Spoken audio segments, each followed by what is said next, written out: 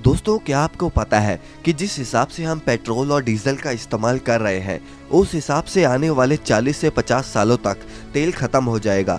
आज के टाइम पर ईरान और सऊदी अरब जैसे देश ही अमीर हैं, क्योंकि दुनिया में सबसे ज्यादा ऑयल रिसोर्सेज इन देशों के पास ही है।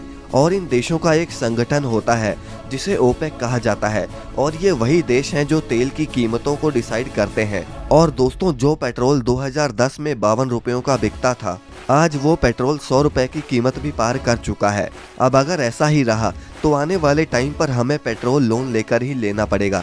लेकिन दोस्तों, क्या आपने कभी ये सोचा है कि आखिर पेट्रोल और डीजल कैसे बनाए जाते हैं और ये इतने महंगे क्यों होते हैं? जानने के लिए वीडियो के लास्ट तक बने रहिए। दोस्तों, पेट्रोल बनाना वीडियो में जितना आसान लगता है, असल में ये उतना ही मुश्किल होता है। दरअसल पेट्रोल और डीजल जमीन से निकालने के प्रोसेस की वजह से महंगे होते चले जा रहे हैं। और ऐसा नहीं है कि पेट्रोल कंपनीज पेट्रोल को पंप करके सीधा पेट्रोल जमीन से निकाल लेती हैं और हमारे तक पहुंचा देती हैं।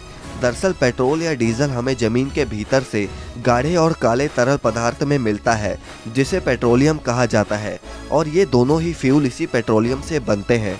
पेट्रोलियम का मीनिंग होता है चट्टानों से बनने वाला तेल। वैसे पेट्रोलियम के बनने की भी एक इंटरेस्टिंग कहानी है।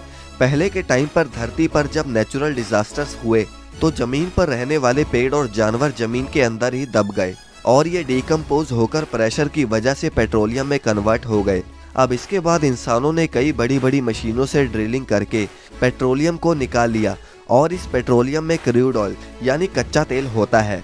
और एक बार जब इसे निकाल दिया जाता है, तब इस कच्चे तेल को कारखाने में भेज दिया जाता है।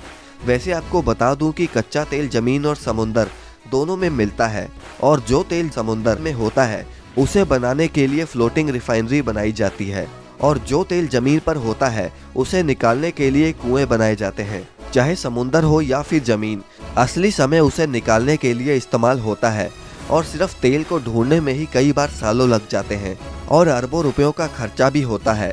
और जो तेल आप तक पहुंचाया जाता है, उसके लिए कई बड़ी बड़ी मशीनें एक जगह से दूसरी जगह तेल निकालने में लगी रहती हैं। और जब फाइनली तेल मिल जाता है तो मशीन को आसपास की चट्टानों से मजबूती से बांध दिया जाता है ताकि ये हिल डुल ना सके।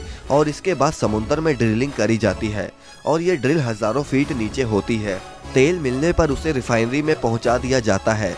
रिफाइनरी में कच्चे तेल को बड़े बड़े सिलेंडर्स में गर्म किया जाता है, और फिर उसके बाद अलग अलग टेम्परेचर पर कच्चे तेल में मौजूद चीजें अलग अलग पाइप्स की मदद से निकाल ली जाती हैं। अब ये होता कैसे है? असल में पेट्रोल और डीजल अलग अलग टेम्परेचर पर मिलते हैं, और इसीलिए इसे अलग अलग टेम्परेचर पर गर्म किया जाता है। जैसे पानी का 100 डिग्री बॉइलिंग पॉइंट होता है, वैसे ही कच्चे तेल का भी बॉइलिंग पॉइंट होता है।